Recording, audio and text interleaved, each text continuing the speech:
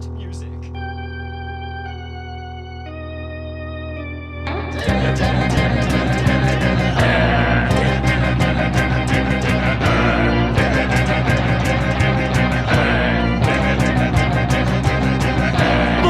He's not a bat, he's a man who fights crime. And we're gonna watch him fight for a minute at a time. With John and Niall and a guest who doesn't rhyme. It's Bat Minute!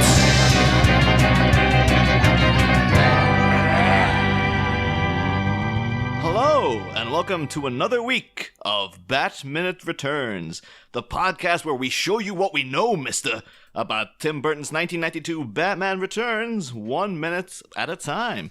I am one of the hosts, Niall McGowan. And you can't 86 me. It is the other host, John Parker.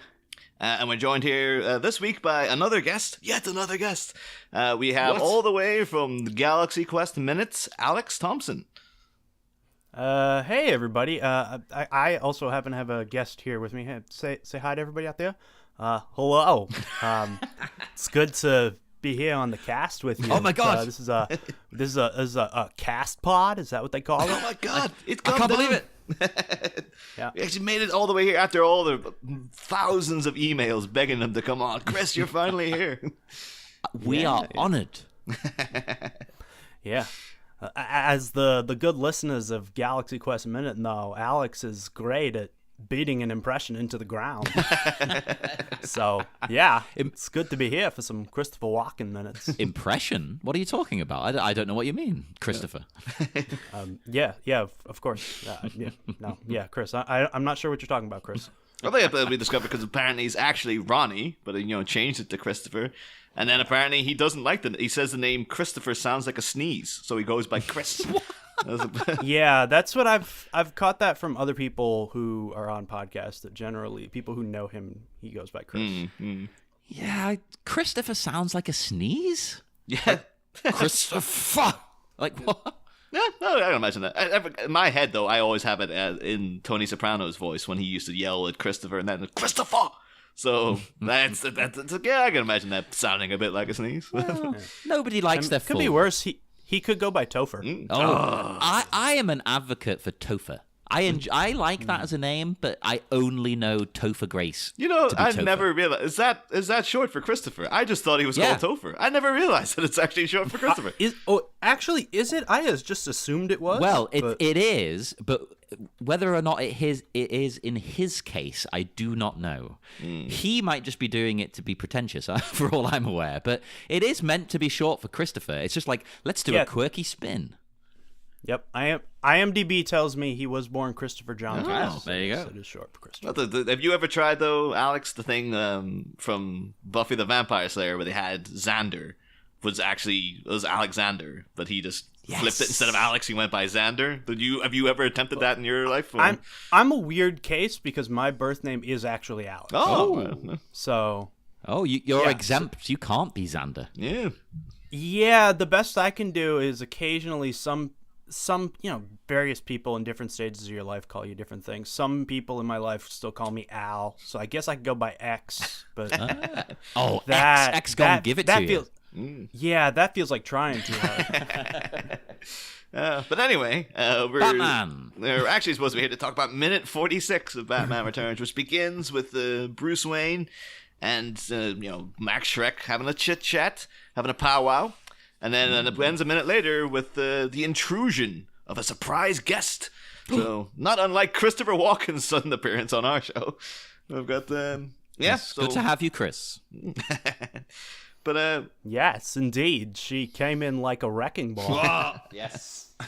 But that's the thing, though. Like we talked about like way early in the movie about like the kind of mysterious. I think we were saying you don't really get much of Max Shreck's background or where he came from and stuff. And we know that in the original Dan Waters draft, it was supposed to be that he was actually the Penguin's brother and stuff, and so he would have had inherited wealth. But we did actually get a very nice email from one of our listeners who goes by Lawrence the Goon. And hello, Lawrence. Yeah, and one of the points he brought up was actually. Mentioned that this scene is about as close as you get to backstory for Max Shreck, and it's actually true that you see that he's definitely a guy, a self-made man from the the dialogue he shares with Bruce Wayne here. But it begins with the sort of Bruce is asking, continuing what he was saying from the previous week, asking about what's Max's angle and all this business, and then Max goes into a little tirade about there's too much. There's too much power. Bruce is saying there's too much power in Gotham, and he's just like, there's too much power. Shame on you. No such thing.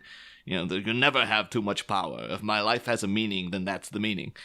And again, because we know Max Shreck to be a guy who was literally power hungry in that he wants to stockpile energy for I believe Chris Walken himself said that this was supposed to be that he would be able to sell it off then and at inflated rates. That was his internal thing about what he was supposed to be doing. But indeed, if you control the supply, you charge what you want. It's basic economics. Yeah, I mean, it's a fair point, Chris. Yes. You can't really argue with that plan. It's a good scheme, and technically not illegal, I assume.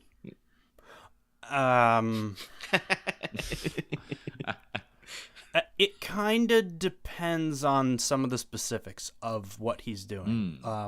Like if he's just stockpiling a bunch of power, I believe that's legal. If he's then going to take some means of artificially reducing the amount of supply that's available, like if he's going to buy up all the other power competitors and put them out of business and then say, oh well, I'm only going to release this much power, that's a cartel activity. That's essentially what goes on in the diamond industry, for those who didn't know.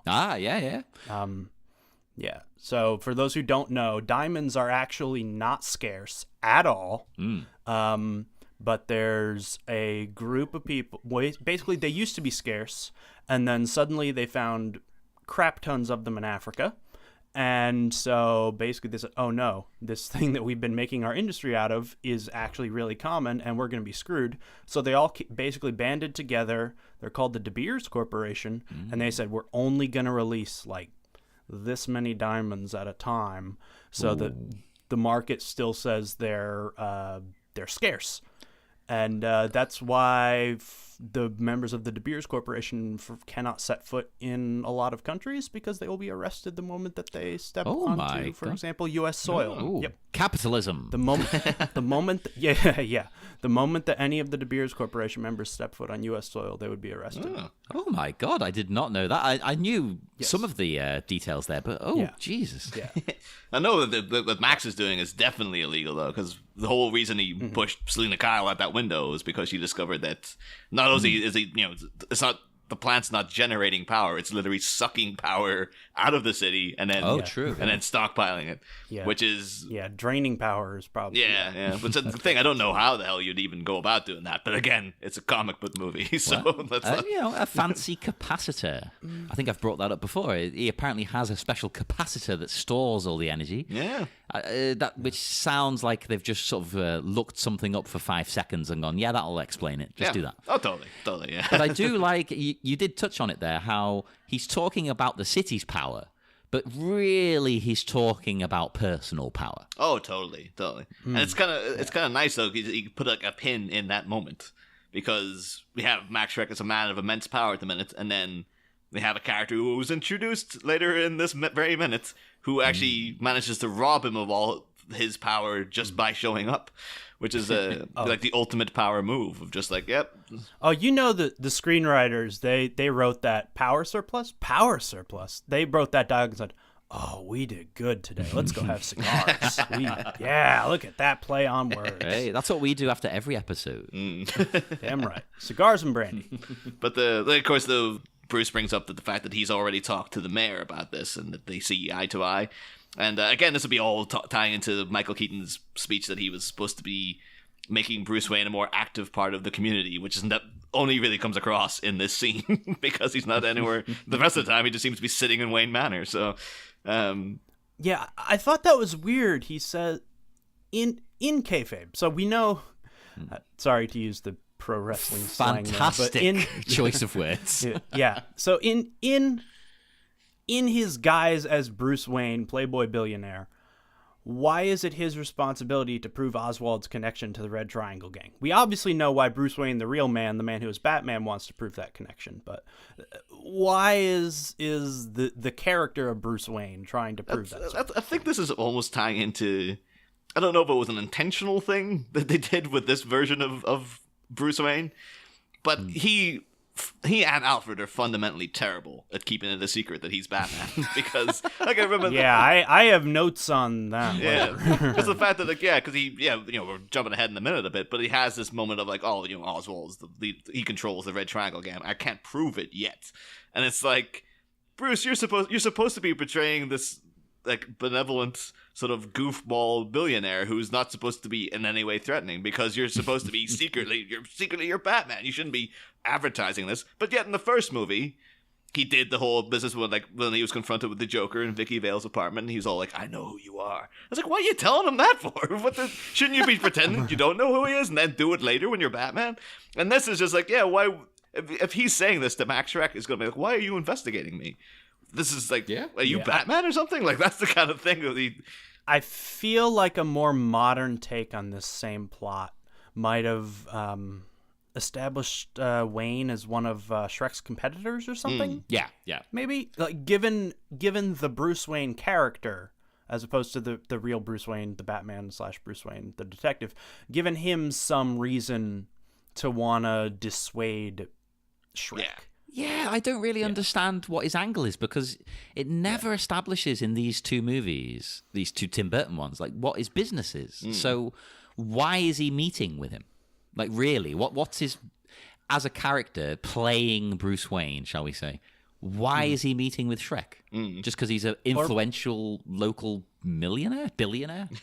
Or maybe the character of Bruce Wayne is sort of doing what later life Bill Gates has done, where, like, he made his billion. I mean, obviously Bruce Wayne inherited his billions, but made his billions doing whatever corporate chicanery and engineering and stealing and so on and so forth that Bill Gates did to make his money, and now has decided to sort of become, in Bill Gates' case, a big philanthropist. And it seems like maybe in the Bruce Wayne character's case, he's a bit of a, not to use the term social justice warrior, but social justice warrior in the non-pejorative sense, although I'm not sure how that term is actually a pejorative, but, But and you saying, though, like, Bruce Wayne, obviously a guy who inherited his wealth, and then this next line from Max Shreck, we do get, again, a little look into his character and his regards for Bruce Wayne, where he brings up, like, mayors come and go, blue bloods tire easy. Which is kind of like, well, you wouldn't say that yourself if you were from inherited wealth. You wouldn't be like, blue bloods tire easily. Like, that's a very dismissive sort of attitude, which I think is actually incorrect as well, because, like, blue bloods tire easy. It's like, no, they don't. It's like look at the freaking British monarchy. You can't get rid of them. Well, I think he means, like, in the world of business. I'll defend him on this. Like, the Rothschilds are still knocking around and stuff. Like, they ain't going anywhere. But most of them get, like, a great idea. I'm going to do this. This is my passion. And then about 6 weeks later, they're like, I'm bored of that now. Whatever. I think actually to go back to that Bill Gates comparison, I can't remember. It was a story. Some guy who's actually, like, big into the world of philanthropy. Bill Gates came to him and said, I want to do philanthropy in the most efficient way possible. What do I do? And so the guy said, because he's heard billionaires come to him and say this sort of thing before. Yeah. And so he said, all right, here's this list of 12 books. Read them, get back to me. Usually that's the end of the conversation. And Bill Gates calls him back in, like, 3 weeks and says, all right, I read those 12 books. Now what? So in that case, he's the exception rather than the rule. Most billionaires who aren't self-made, I think the idea is they can afford to be so capricious that they frequently are. Yes. Yeah, well, that's the thing, though. Like, I got very wrapped up in the idea. Like, when I was a kid, this scene would have been boring as all hell to me, because like much like in the first movie, when the Joker kept coming out with all these phrases like never rub another man's rhubarb and stuff like that, where you're like, is that a thing that people say? But, like, within this scene, within this minute, the amount of things that Max Shreck comes out with when you're a kid, you have no idea what he's talking about. Like even I didn't know what a blue blood was as a child. Yeah, oh totally. And that's the thing, because Blue Bloods now, it's kind of weird because I automatically think of the TV show Blue Bloods that my dad is obsessed with. Yeah. Because my dad... I always think of Triple H's original gimmick. Well, not original, but his old gimmick of John Paul Levesque, is it? Where he was the Blue Blood. Well, he was the Blue Blood or something to that effect in WCW. He was Jean Paul Levesque, where he was doing a very affected French accent. That's the one I'm thinking of. And then his first gimmick in WWF at the time was the Blue Blood snob, Hunter Hearst Helmsley. Yes. That's where the Triple H comes from, and obviously the Hearst and the Helmsley are from the Hearst family and the Helmsley. Yes, and very, very, very fancy sounding. Yes. Yes. I was interesting to almost kind of jump back a little bit here, but something weird about the Max Shreck character to me, and I almost would have said it feels like an artifact of a different time in comic book movies, but they did something similar in Dark Knight Rises, that they made this original character for the movie instead of using any of the zillions out of comic book continuity. Theoretically, if you're talking about a self-made billionaire who's a bit vicious, a bit ruthless, a bit morally ambiguous, has this evil plan behind the scenes, this could have been Lex Luthor. Oh, that would have been a really great thing. Now, I'm sure you could also come up with a zillion other names of rich guys in the DC. I've actually got notes for the next minutes on a character that I think he was directly based on, but I'll get to that. We'll get to that then. But yeah, Lex, if they had that kind of like ambition that you would have nowadays, this probably could have been Lex Luthor. Totally. Well, sometimes ambition, certainly if you're going to try and universe build, but it also could have just been, even if you didn't want to go with a Superman billionaire, you could, like I said, you could have surely found some billionaire in the Gotham. Verse who I think maybe a lot of it was just to throw as an Easter egg to the nerds. I do think a lot of it though, because apparently Dan Waters has said in interviews that like he was the guy interested in the Penguin working with a capitalist who was like undermining the city and stuff, and Tim Burton had no interest in that. And the way I think he might have literally been like, I'll make him like this really eccentric billionaire, and I'll name him after the vampire and Nosferatu, and Tim will love that. And then I think that's how he won him over. It's, oh my god, I love this guy, genius. No, I do fully get the impression though that Tim probably, he wasn't interested in universe building. Like to him, this is a Tim Burton movie with Batman in it. We've said this before, like, and that's not a slight on the film. This is my favorite Batman movie, but if they were making it now, it would be wall to wall references. This character would be someone They'd be characters left and right that you know. Yeah, I had written in my notes. It's a great walk-in performance, but he feels like the villain out of any Tim Burton movie. Yes. But I did also as well though in talking about like the the Blue Bloods line, I decided then to look into a bit of etymology. I was like, where does that phrase Blue Bloods actually come from? Because you get a lot of that this minute. There's a couple of phrases I had to look up the origins of. So I was like, where does that actually come from? But of course, then the phrase Blue Bloods, it's a lot of people goes back to the European monarchies and the idea that you could see more pronounced blue veins in them and stuff, which is in itself very odd. Creepy. But I did pull this, which is said about. This is an answer from Quora. They say that just about all the European royal families have the Rh negative blood with a high degree of O type blood. Prince Charles, for example, is Rh type O. And then since Karl Landsteiner discovered blood grouping in 1901, there has since been over 30 groups added with over 600 blood group antigens. It seems that the antigen found in European royal families had this distribution of less than 0.1%. Rh blood can contain elevated copper levels when compared to all other blood types, and this elevated copper allows for a more pronounced blue hue to the veins. So there you go. That's where Blue Bloods comes from.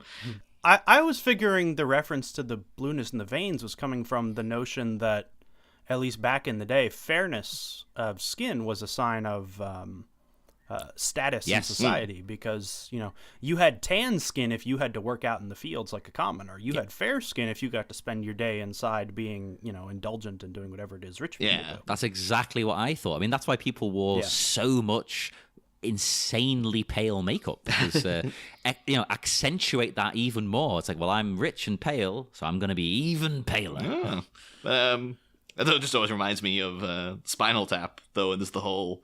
That's Nigel Tufnell showing off his T-shirt and like, this is an exact replica of my skeleton. Oh, but it's not green though. It is green. You see the way in your arm, your blood looks blue, and I'm like, no, that's just the vein. I sleep in this sometimes. It's weird. Just a brief tangent. Brief tangent on this show. The notion of doing sort of the blood typing of the royals is this weird statistic that I think 1% of all the people in the world are descendants of Genghis Khan. Oh, I've heard this, yeah. Because that was the Mongols' thing, was rape, pillage, and plunder, and did a lot of that. So yeah, as far and wide as they could possibly venture. I do like, though, the follow-up here as well, though, we have with... Because it's like, you think you can go 15 rounds with Muhammad Shreck. Let me just say, sorry, one of the greatest lines in the history of cinema. I love it. But what I also love as well is, like, if you go on the IMDb trivia for this movie, they do have a little thing of, like, Max Shreck makes reference to the heavyweight boxing champion, Muhammad Ali. It's just like, yeah, I think we got it. Like, someone had to go, like, no, maybe someone doesn't get that reference. I was like, no. People thought he was called Muhammad Shreck. But again, though, that does indicate that, like, Shrek's a self-made man. It's like, he's dismissing the Bluebloods, and then it's like, you think you can go 15 rounds with Muhammad Shreck? Like, he's fought his way to the top. He's earned his place here, and now that someone with inherited wealth is coming to him, he's like, you think you're gonna be able to take me on? So that's another similarity to Lex Luthor. It's a common trait of most interpretations of Luthor that he has a lot more respect for a self-made 100,000-aire than a billionaire who inherited all his money. Which is odd for your villain, because you think people would kind of relate to that a bit more. It's like, well, yeah, you like the self-made man. Come on. Yeah. Of course, then Bruce retorts with like, I guess we'll find out. And then, of course, I don't have a crime boss like Cobblepot in my corner. And of course, then Max Shreck leaps up out of outrage and goes into the crime boss, slimy, my home this is. And but I do love the delivery of everything here. Like, crime boss, show us what you know, mister, than a man born with a silver spoon. It just goes into a full-on rant. I love it. And he is on to... Sorry, Bruce is on to him, though. By saying that, Bruce knows his scheme. He might not know every detail, but he knows there's something very untoward going on with this. It's not normal. Well, he is the world's greatest detective. Yes. Yeah.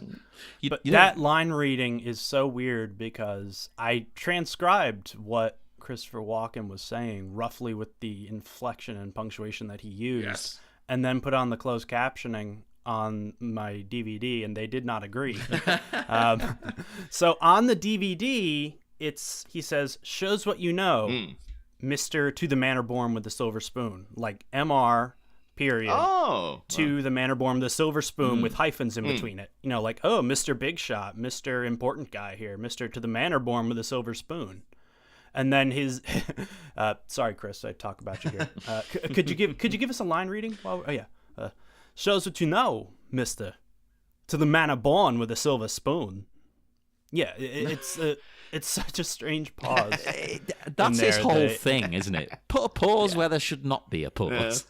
Yeah, well, that's I'm pretty sure it's a joke, but I wouldn't be shocked if it wasn't true, that he gets a script, takes out all the punctuation, and then reads it however he wants. Yes. So. What I thought you were going to say, though, is what used to confuse me. So I never considered, though, it was supposed to be Mr. to the manor born with this. Like, I was like, I thought it was like friggin' Kathy Bates in Misery, like, Mr. Man. Like, I thought that's what but I used to think that it was, I always kind of got confused with whether it was shows what you know, like, shows what you know, or is show us what you know. So like, it's like, prove it. If you know it, then show us what you know. But the fact that now, even within that one line, due to Walken's delivery, there's automatically 2 points of contention about how it's supposed to actually be said. That just shows the different levels he works on. Yeah. But then, even again, when you're a kid, everything he says in this next little bit was just like, what? Like, because so whether it be Mr. to the Manor Born with a silver spoon, or just to the Manor Born with a silver spoon.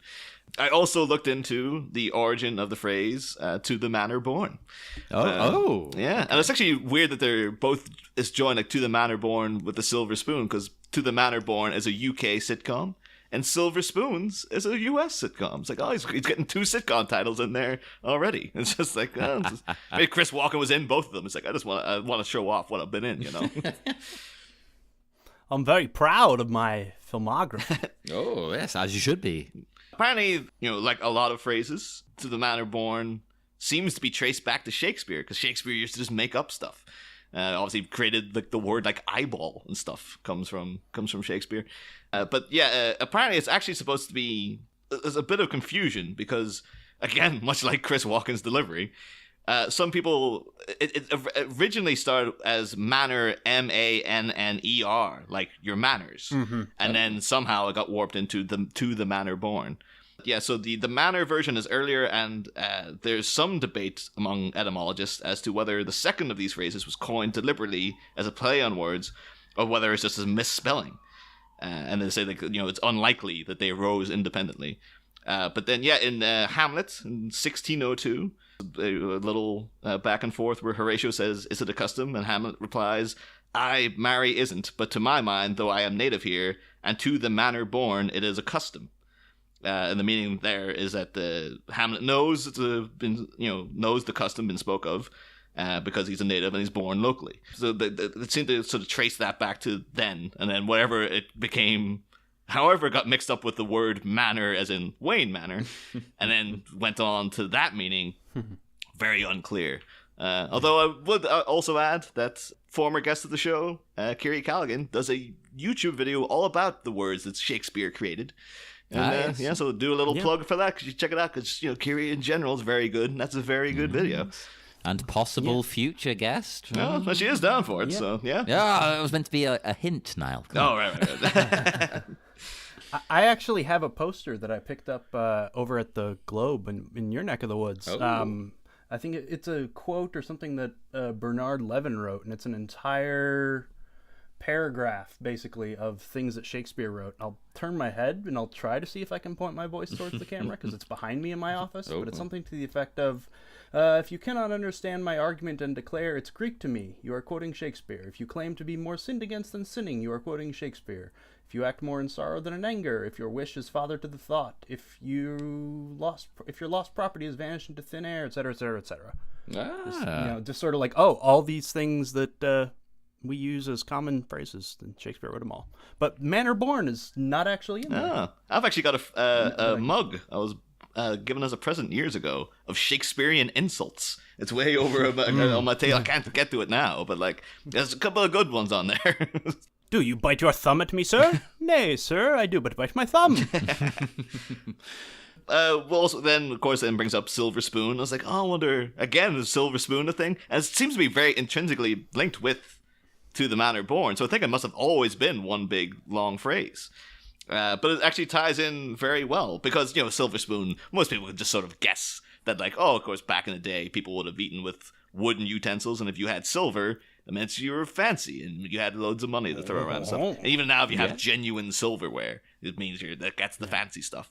But probably even more so now. I don't know anyone with silver. We just get cheap crap from the corner shop. I know a lot of families might have the good sterling silver that they break out for the special occasions. I know my mother's got a set of sterling somewhere that it comes out at Thanksgiving, and that's it. Yeah. Well, I this is going to sound awful. I very rarely see my family, but I see my partner's family considerably more, and they do have the fancy stuff that gets brought out at Christmas and things like this. Otherwise, you never see it, and it's like, you're just wasting this. Come on, use it. But I also did find this little thing again from Quora. This says, history shows that there was a great deal of silver wine goblets in use with the royal families. High consumption of silver actually allowed for very high resistance to bacterial infections. However, the very high levels of silver, also called argyria, the condition of argyria literally causes blue skin and rather pronounced blue veins in the arteries. So it's linking back into the blue vein thing. It's all connected. Everything is connected. Then, of course, I do love Bruce Wayne's reaction because Max, he's swaggering over to him as if he's about to, throw down with him. And I kind of love Bruce's reaction of kind of like, what's happening? Like, he sort of stands up as well. It's like, is this a fight? Am I getting into a fight with this guy? He starts taking his pants off like Randy in Trailer Park Boys. No, I do like the fact that he mentions, of course, Muhammad Shreck, and then he walks up to him like that. Because I genuinely wish the climax of this movie was a boxing match between the two. It should just build to a boxing match. That does sound like the plot of one of the old TV show episodes, I'll be honest. Yeah, totally. Actually, it really, really does. Well, yeah, it turns out Max Shreck is secret, like a video game boss. Yes. The man in the suit is secretly a great fighter as well. That'll be amazing. I imagine Bruce's confusion though, because if he has to get into a fight in his civilian clothes, he's like, I've never had to fight where I can move my head. This is good. I don't know if I can do it. I'm going to have to stiffen my neck and pretend I've got the cowl on. It's like, otherwise this guy could probably kick my ass. Well, I would think in order to keep his guise as Bruce Wayne, billionaire playboy, I would think at most his fighting style at most would be avoiding damage. Because I wouldn't think he'd want to hit back too much because he's got Batman skill and strength and technique. But yeah, he's supposed to be a weak businessman. At the same time, though, as we talked about earlier, he's not the best at keeping this secret. So he might as well literally have come in and been like, I'm Batman, and I'm investigating what you're up to, Maxie boy. It's very, very strange approach to this whole... That's also something weird that you get by not having a physically imposing Bruce Wayne the way that Christian Bale or Ben Affleck were, is that you wouldn't... Max Shreck would have to be a giant to walk up to Bruce Wayne, to one of those Bruce Waynes, and sort of be a physical threat to them. But Michael Keaton is a smaller, more slight man. Yeah. I like that. I think I mentioned this last movie. I like that about casting Michael Keaton because, you don't suspect him. If you were an outsider, there's no way you'd think this guy's Batman. Look at him. Well, again, though, even with absolutely everything, of course, we'll get to it way later on, but even when he's confronted with him without the mask on, but within the Batman suit, Max Shreck is still Bruce Wayne, why are you dressed up like Batman? It's like, what the hell's the matter with you? How did you get so far in life when you can't put this together? But because Max then still mid tirade, talks about Oswald is Gotham's new golden boy. If his parents hadn't 86'd him, you two might have been bunkies in prep school.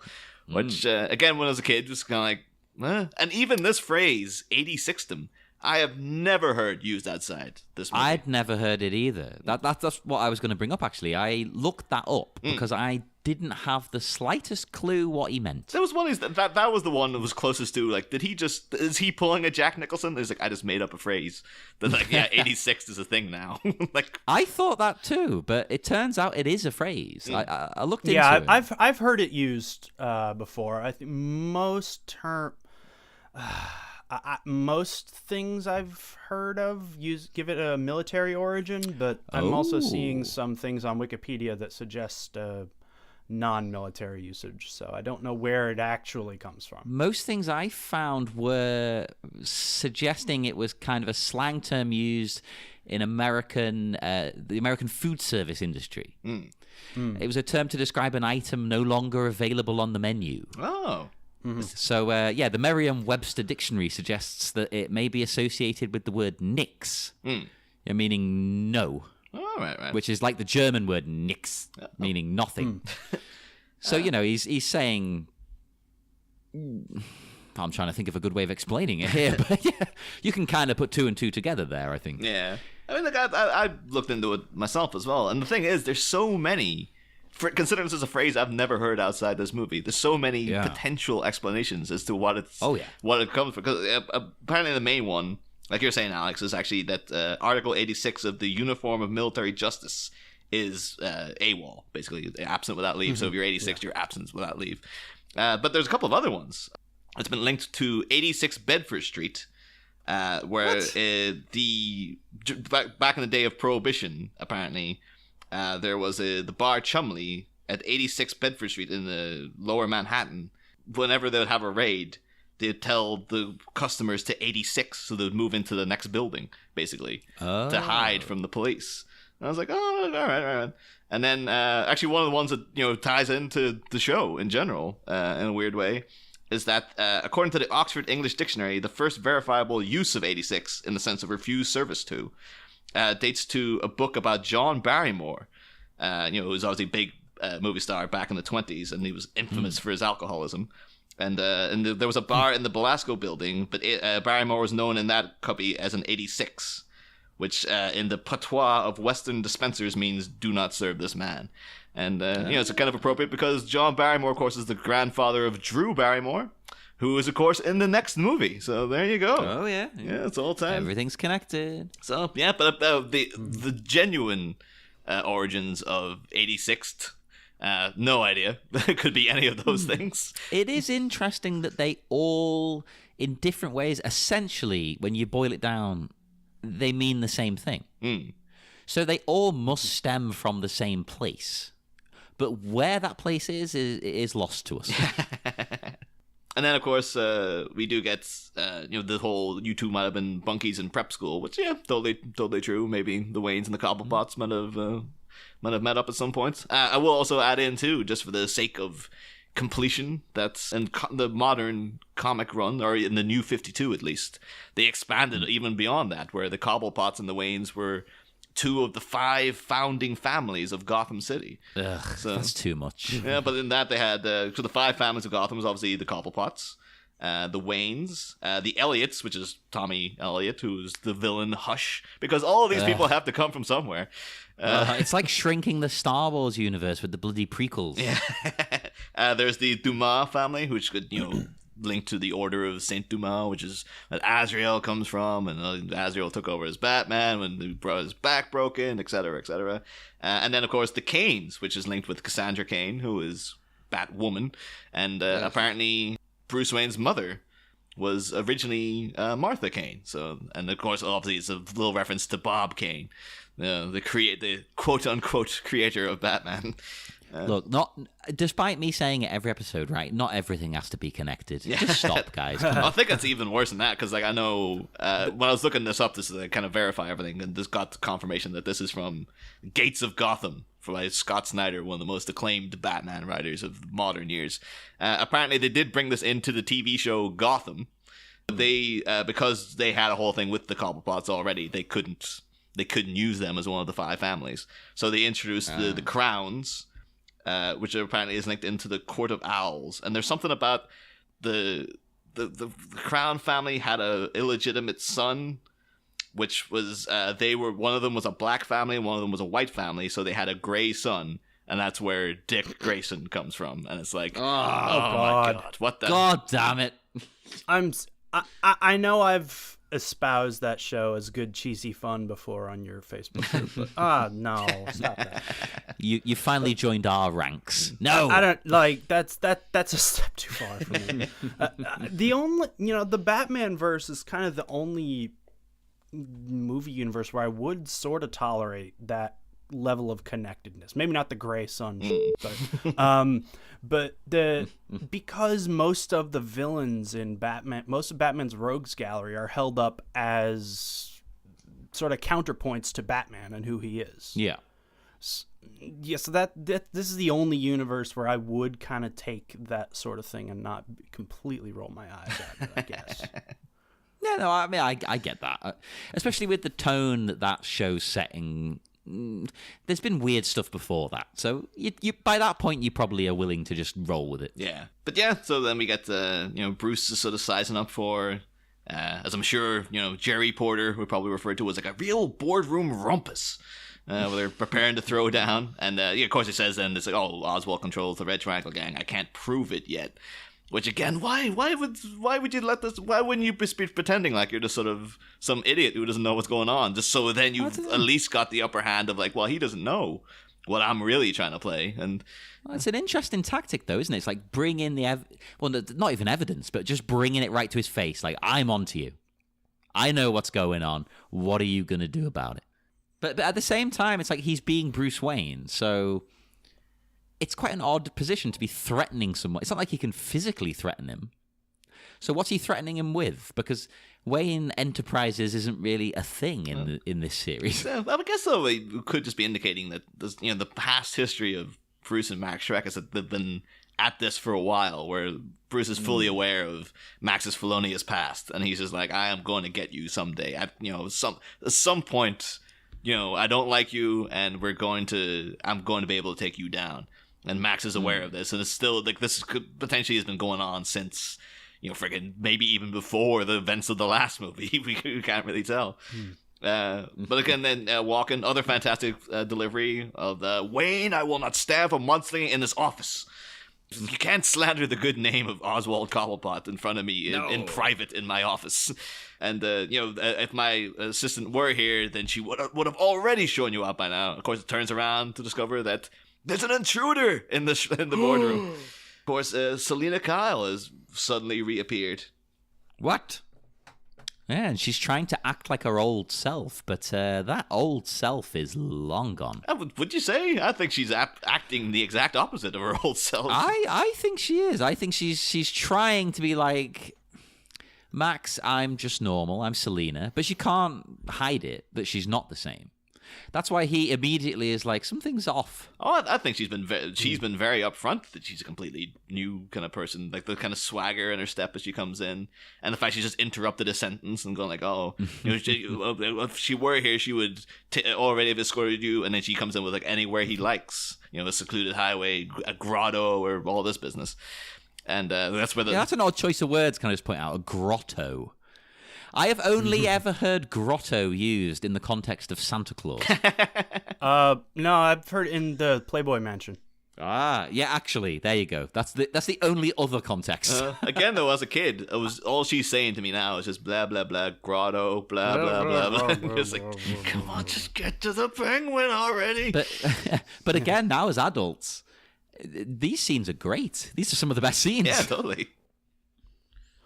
Oh, when I was rewatching the movie last night, that bit of dialogue was one of many points where I'm going, they said that in what? Like later on when I think he says like unlimited poontang, you go, what? That one to this day catches me off guard every time. But it's, again though, because a lot of what Max Shreck says is business dialogue and stuff.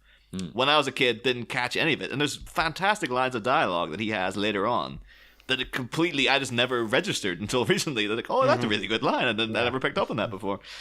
But we'll get to them all in due time, obviously. I always thought the Selina Kyle, post-transformation, Selina Kyle as Selina Kyle, not as Catwoman, seems like perpetually drunk. Oh, yeah. There's something really not right about her anymore. And that would be like, in a weird way, that almost makes sense, because like the best way as an actor to act drunk is to act sober. Like I'm totally good right now.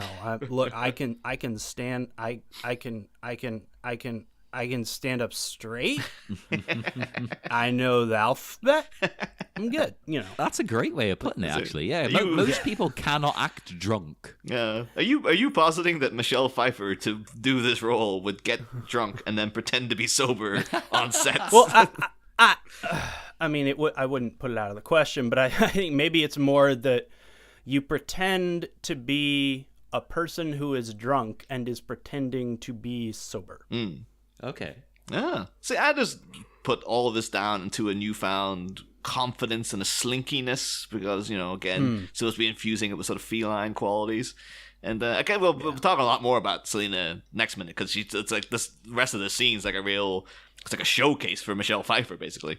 These two guys are pretty much mute throughout the rest of the thing. But so we can get to it then. But I'm very interested. I'm intrigued by your thinking that this is the old Selina, John. I think it's a completely different. No, I think she's trying to come across to Max. She's trying to seem like the old Selina. I see that in my head, the old Selina was all, coming in with the coffee and sort of shaking and been very, like, she would never have had the confidence to say anything. So like, the fact that she's just wandered in and just like, and later again, we'll talk about it all in the next minute, because that's when all the stuff I was about to say actually happens. So, but yeah, I'm done for this. Done for this minute. The only question I had, and maybe you guys have already touched on it, what are the ages of Max Shreck and Bruce Wayne intended to be? Because Walken and Keaton are 48 and 40 respectively at time of filming, give or take a little bit depending on specific month and date of birth. But Shreck, and some of this is Shreck's maybe superiority complex as a self-made man versus an inherited billionaire. Shreck talks to Wayne like he's a superior.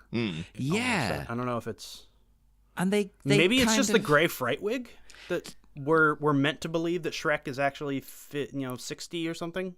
He seems to be written as if he is 60, and the wig, as you say, but he doesn't remotely look it other than the hair. The hair and the dyed gray or the fake gray bushy eyebrows. Yes. It's like they probably would have been better to like get like, I don't know, maybe like a John Huston or someone in at this point, like an actual old man would have got the point across. But then I know it was Marion Doherty. I think she was the one who was like, you need to cast Chris Walken in this part, because Tim Burton originally was like, oh, he's too scary, I don't want to work with him. And apparently genuinely said like, no, Chris Walken terrifies me. And she's like, well, that's the friggin' point, that's why he should be playing this part. Yeah, perfect. What the hell? But then it might have been that they realized like, oh, this character's supposed to be like 70. And then we're like, oh, put a wig on him. And then you didn't realize that even, I'm assuming as Walken was the one who was 48, he looks well for 48. Like that's pristine skin and stuff. It's like, oh, that guy. Oh, not one wrinkle. If you told me he was like 32, I've been like, I can imagine him being like 32. That's fair enough. But so it does cause a bit of confusion. Unless you just want to, you could argue that maybe the stress of being a self-made man has given Max Shreck this white hair. Or he could just be one of those who goes gray at a very young age. Anderson Cooper or John Slattery, a couple of actors I can think of who just went gray in their 30s. It does 20s happen. Or 30s. I mean, me and Niall both have gone bald. Not only have I gone bald, if you look at my beard, there's loads of gray in there as well. I'm like 31, damn it. Yes, I'm 31 years old. Wiry hair if I grow the beard. My temples are far more gray than I would like them to be. Yeah. But even that, then though, like I know one of my friends, Anthony, I think he was, I always remember in school, like in sixth form when we were like 16, 17.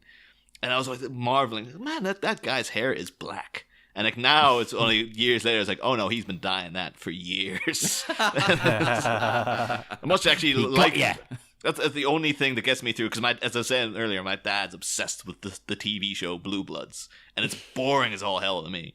But I can watch it with him because I just marvel at like, how is Tom Selleck trying to trick people here with this? Like, Tom Selleck's about 75 years old. There's no way that's his actual hair color. It's probably a wig. He probably hasn't got any hair. That's funny, because also the mustache is pristinely brown. It's like, so he's, not only is he dyeing the hair, he's dyeing the mustache too, definitely. That's like, Selleck, dude, you've got the money made. You'd be sexy still with gray hair. Just let it go, dude. But he refuses. Or let it go a little bit, and you have the kind of the silver fox look without, you don't have to go completely white. But, a lot of men look better with that as well. I mean, like George Clooney, Batman related there. Yeah, he looks better with a bit of gray going on. I remember the massive change between seeing Ted Danson in Becker, which was early 2000s. It's like, oh, it's brown hair, just looks like Sam from Cheers, a bit older. And then like a year or two later when Curb Your Enthusiasm started and he showed up and it was just like this white hair. And I was like, holy crap, how long has Ted Danson been dyeing his hair? Because you think back, maybe in Becker, he would have white hair then. But like, he was just hiding it this whole time. But he actually looks, I think Ted Danson looks better now than he did back then. So, or to make another pro wrestling reference, Eric Bischoff. Who was dyeing his hair who I think even back in the mid-90s, I think was dyeing his hair. He is another one who I think just went gray really, really young. Yeah, and it did, let's be honest, right? That 90s hairstyle he was rocking, that didn't do him any favors either. Like, he's got a much better haircut going on now. Yeah, I bet you know what? You were talking about Ted Danson. I bet you that's also part of why we think he looks better now, is because his hairstyle's a little more contemporary. He had a little bit of that kind of 80s, perm fro thing going, a little bit. Perm fro mullet. Yes, so some 80s styles were absolutely cool, awesome, rocking. 90% of them, not so much. That's actually just thinking about wrestlers' hair, though. So it was earlier in the week, and I thought it was a Photoshop job until I realized, no, apparently this is his new hair. Was John Cena coming out with his little side? John Cena with hair. And I was just John what Cena's the hell is got that? hair now, and I think Shawn Michaels has shaved his head now. Yeah, Shawn Michaels. Like, when I saw him shave his head, on one hand, I thought, good on you. You've accepted that you're losing it, like I have, and you've just gone for it. But on the other hand, I also started weeping, like my childhood is dead. Like, the Heartbreak Kid is no more. So I'm getting a tear in my eye talking about hair so much. Oh, I know. It's taken me back to just a couple of years ago. I'm 10 years in. Yeah. That's still. It's like Wolverine with the claws. It's like, does it hurt every time? Niall, I still think of you with that quiff that you had rocking when I first met you. Yeah. Well, so even then though, that was a good quiff. Yeah, but it was weak. It was weak, John. That the hair wasn't strong enough to maintain that. I was hoping that we could maybe get the Paulie from The Sopranos quiff, where it's just like, how is this hair existing? But it's still a mighty quiff somehow. But you can literally see through it. It's crazy. We should end on this depressing note, I think. Yeah. We should let everyone go off on this lovely Monday with misery in their hearts and minds. If you're lucky enough to still have a good full head of hair on your head, embrace it. Love it. And I hate Cherish you. That should be the message for this episode. It's like, take care of your hair, people. If like some shows will end like, oh, call your mother or something like that. Embrace your hair while you have it, people. Like if you're thinking, the more you know. If you've got a full head of hair and you're just shaving it bald for no reason, dude, you're wasting it. Just you don't know how long you're gonna have that. Just do something with it while you can. Go for every crazy hairstyle you've ever wanted. Just do it before it's too late. Yeah. Unless you're John Cena, because it looks ridiculous. That's because he's balding. He's like us, man. I've got the hardcore Eddie Munster hairline. Like I used to have hair down to my chin. I had to cut it shorter for an interview, and that was the first time that I realized in a long time, like, oh my God, my hairline's going backwards. So then I shaved my head for like a year and a half. But right now I'm on basically like the last time I'm going to grow my hair out in my life. Oh. Like, I think the next time my hair gets cut short, it's just going to stay short. That's what happened to me. So it's the last time. Yeah. Enjoy it while you can. And listeners, enjoy it while you can. And actually, would you like to tell our good listeners where they can find you and your wonderful podcast before we head off into the dark, dark night? Yeah, so you can find me on several podcasts. Galaxy Quest Minute, which has wrapped up its main timeline run. Remains to be seen if we'll be coming back for anything new since the Paul Scheer series recently got put on hold. Oh, did it? I didn't hear about that. Oh, yeah, no. Studio executive changed. So yeah, generally all projects get put on hold when that happens. And as far as that's the last I've heard is it's on hold, which is a shame. But you can check me out on Galaxy Quest Minute. You can also check me out on Cleveland in 6, going deep into Major League, which is out on your podcatchers now. Subscribe to that. And depending on how far in the future you're listening to this, also catch me on Independence Day Minute, which will be starting up our main timeline run probably December 2018 is when our first episodes will be dropping. Ooh, yes, I'm very excited for that. I unironically love that movie. Oh, yeah. I'll be honest. So, some people are like, oh, it's stupid. It's supposed to be stupid. Get on board with it. Come on. I think because we had Matthew Soto was obviously one of the co-hosts on that. I remember even saying that like the time with him, it's like when the second one came out, and a lot of the reviewers were like, "Well, we all remember how dismal the first Independence Day was." And I don't know if it's because it wasn't. Yeah, because I was like 9 when it came out, and I was like, "What the f are you talking about? Independence Day is awesome." But maybe it was because I was 9 at the time. It very well could be that. If you want to get in touch with us as well, I'm sure you know where to find us. We are on Facebook at the Bat Minute Listeners Cave. We are on Instagram at Bat Minute. We're on Twitter at Bat Minute. Just send us a message and give us a review and a rating on iTunes, because it bumps us up the charts there. We'll bump it up. We'll become famous, as if we're not already. To like 5 people in the world. Even our listeners probably don't even know who we are. We're not even famous to the listeners. They're just like, those guys, there's that Irish one and that stupid one, whatever. But join us again on Wednesday. We'll be back with more Batman Returns. It'll be minute 47. See you then. Next time, Madcap Moniker Mishaps. Maximilians gets muddled over Miss Kyle's metronymic and is about to meet the end of his wick. But while this revelatory resurrection rattles the rogue in question, will it at least inaugurate a romance for the region's richest singleton? Find out Wednesday. Same Bat Pod, different Bat Minute.